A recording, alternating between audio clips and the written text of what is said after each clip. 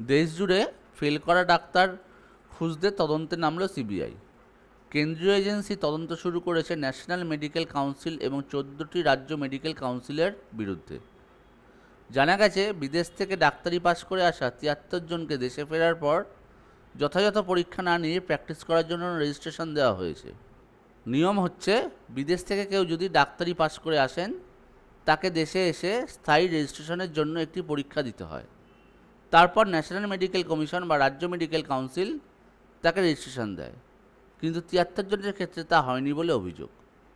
কেন্দ্রীয় স্বাস্থ্য মন্ত্রক এই 73 জনকে চিহ্নিত করেছে, যারা ইউক্রেন সহ বিভিন্ন দেশ থেকে পাশ করে এলেও দেশে ফিরে রেজিস্ট্রেশন পাওয়ার পরীক্ষায় উত্তীর্ণ হননি।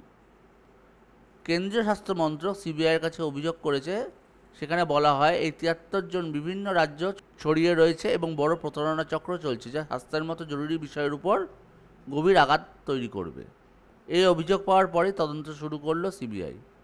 কেন্দ্রীয় স্বাস্থ্য মন্ত্রক সূত্রের খবর, অসম, উত্তরপ্রদেশ এবং বিহারে এর সংখ্যা সবচেয়ে বেশি।